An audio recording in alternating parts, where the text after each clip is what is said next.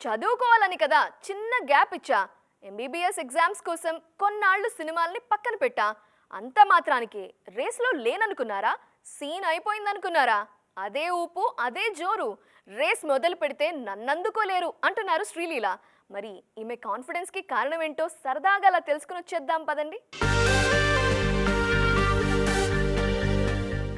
ఏడాది మొదట్లో మహేష్ బాబుతో కలిసి కుర్చీ మడత పెట్టడం, చివర్లో బన్నీతో కలిసి కిస్ కిసిక్ అంటూ స్టెప్లేయడం మినహాయిస్తే 2024 శ్రీలీలకు పెద్దగా తీసుకొచ్చిందేమీ లేదు.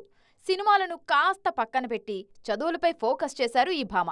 ఎంబీబీఎస్ ఎగ్జామ్స్ కోసం ఈ ఏడాది చాలా తక్కువ సినిమాలు సైన్ చేశారు శ్రీలీల. శ్రీలీల జోరు తగ్గేసరికి ఈమె రేసు నుంచి తప్పుకుందని అనుకున్నారంతా. కానీ చిన్న గ్యాప్ ఇచ్చారని ఇప్పుడు అర్థమవుతుంది. ఎందుకంటే 2024 బాకీ మొత్తం 2025లో తీర్చుకోబోతున్నారు. 1-2 కాదు, ఏకంగా 6 సినిమాలతో రాబోతున్నారు. అందులో ముందుగా నితిన్ రాబిన్హుడ్ విడుదల కానుంది. క్రిస్మస్ నుంచి 2025కి వాయిదా పడింది ఈ చిత్రం. పవన్ కళ్యాణ్ ఉస్తాద్ భగత్ సింగ్, రవితేజ మాస్ జాతరతో పాటు నాగ చైతన్య, కార్తిక్ దండు సినిమాలోనూ శ్రీలీలనే హీరోయిన్ గా తీసుకున్నారు. ఇక తమిళంలో శివకార్తికేయన్ హీరోగా సుధా కొంగర తెరకెక్కిస్తున్న సినిమాలో ఈ భామే నటిస్తున్నారు. మొత్తానికి కాస్త గ్యాప్ ఇచ్చినా గ్యాప్ లేకుండా సినిమాలకు సైన్ చేస్తున్నారు శ్రీలీల.